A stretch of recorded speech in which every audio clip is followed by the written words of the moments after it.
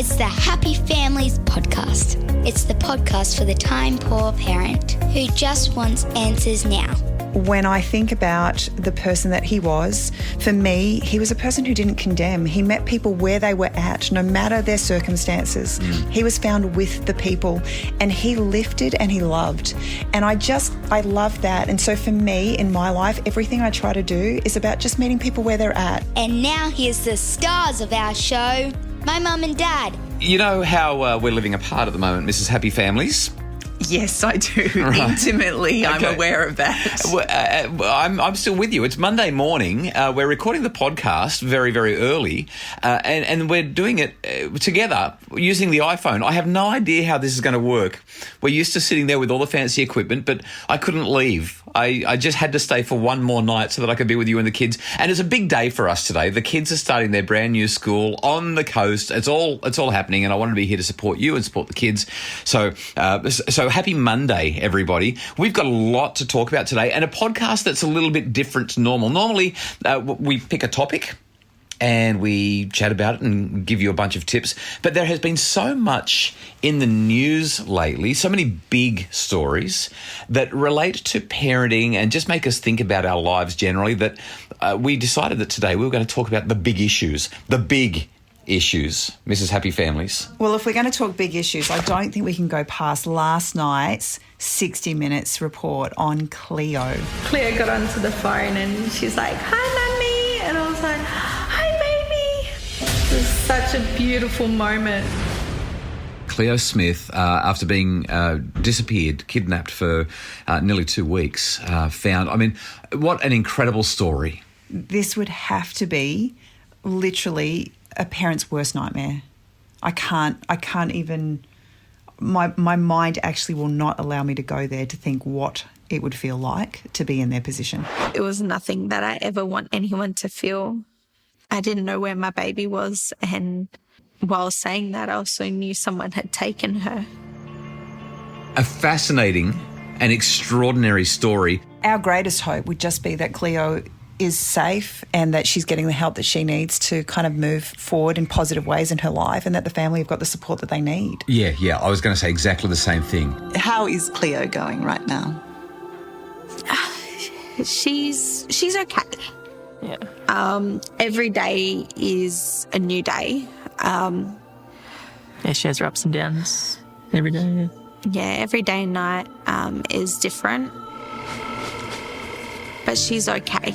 So that's one big story. Now, the second big story of the last week has been Citipointe Christian College in Brisbane. The school has been reported to the Regulator and Human Rights Commission, accused of discrimination. And this is a school whose principal sent out a document that basically said, if you want to be part of the school, we need you to sign this. And it was a statement that said that the school was firmly against anything related to children showing up to school with any gender identity other than the gender identity with which they were born. So if you were born with male anatomy, that you must show up to the school with male anatomy, but also a prohibition on homosexuality. But further than that, they compared, if I've read the news reports accurately, and I haven't seen the document, but if I've read the news reports accurately, they compared homosexuality to bestiality and pedophilia, which, I mean, so you and I have got a Christian faith, and a deep one. We go to church every Sunday. We really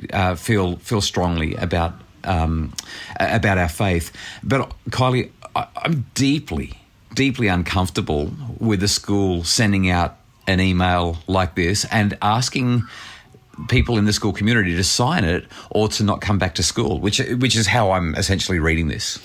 It's interesting. I think that, when you look at the way the world is evolving and changing, we are dealing with challenges that were never, ever talked about. We're never in the limelight. We're never kind of out in the open. That's certainly not to talk scripturally for a moment.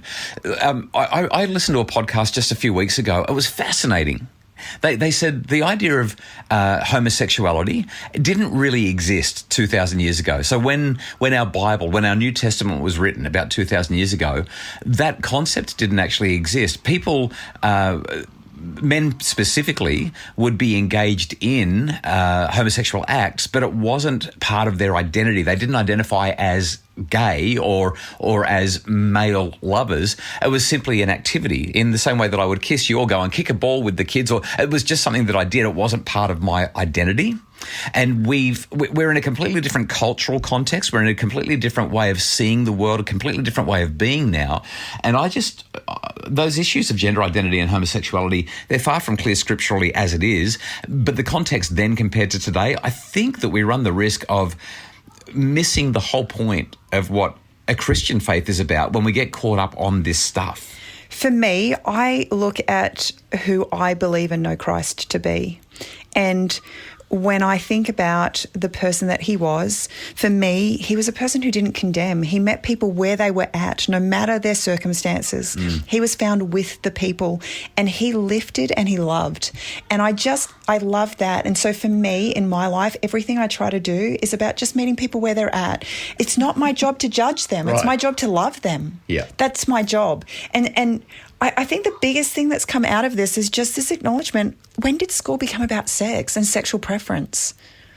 Schools are about education and an opportunity for our children to learn in a safe environment.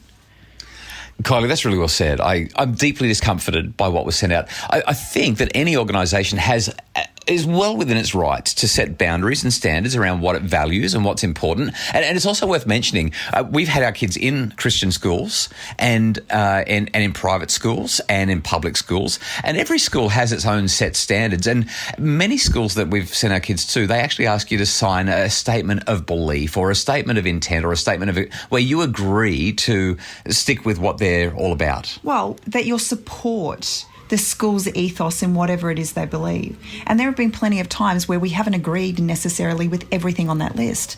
But we also recognise as parents, our job is to teach our children in our own homes. And we're choosing that school because of the values or the environment or whatever it is. I mean, we've seen Islamic kids going to Christian schools, and we've seen and those same families, they're signing that document because they're saying, do you know what, we generally agree with what's going on here, and we want the kids to be there because their friends are there and we like the environment that you've created.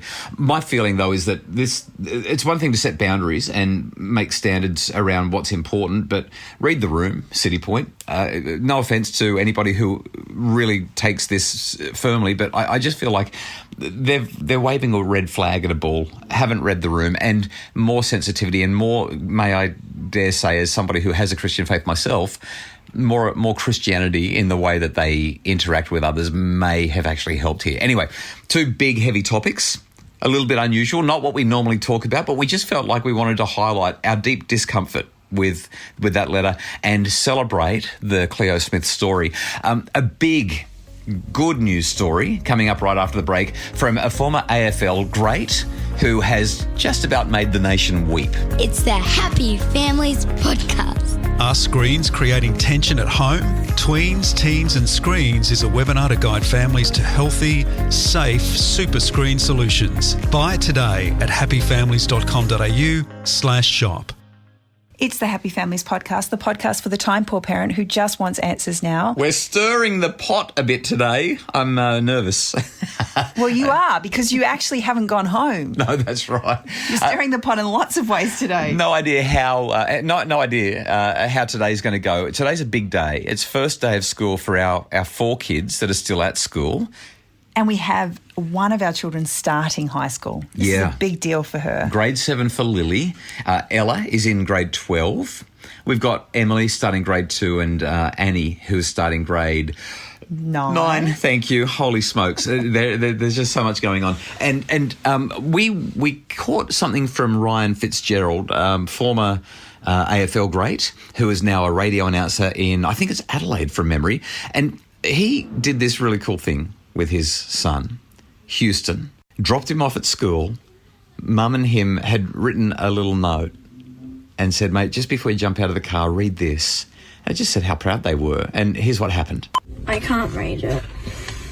I don't think I can read it. You read it when you're at school, okay? But all it is we just want to say how proud we are of you and we love you so much, buddy, okay? You know, I watched this footage and I teared up as well. Weepy, I know. It's so beautiful. I think what stood out to me the most was here was this young boy who obviously is full of first day fears and nerves. And he just was overwhelmed by the fact that his parents had taken the time to just acknowledge that. Yeah. That was what really stood out to me. Beautiful, beautiful. And I love the emotion. I love the emotion from both Houston and Fitzy. Yeah. Just beautiful.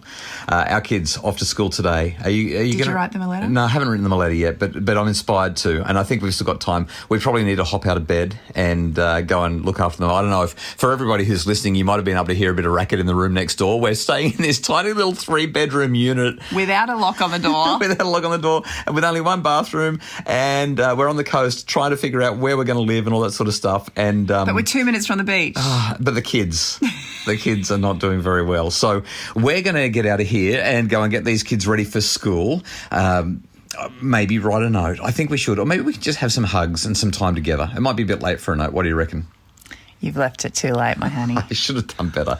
I'm so glad that we've been able to share these ideas with you today. Hopefully, this has been a podcast that's given you a bit of food for thought. We welcome your feedback always. Podcasts at happyfamilies.com.au. That's podcasts with an S at happyfamilies.com.au. The Happy Families podcast is produced by Justin Rulon from Bridge Media. Craig Bruce is our executive producer. And if you'd like more info about making your family happier, we would love for you to join us at happyfamilies.com.au or on our Facebook page, Dr. Justin Coulson's Happy Families.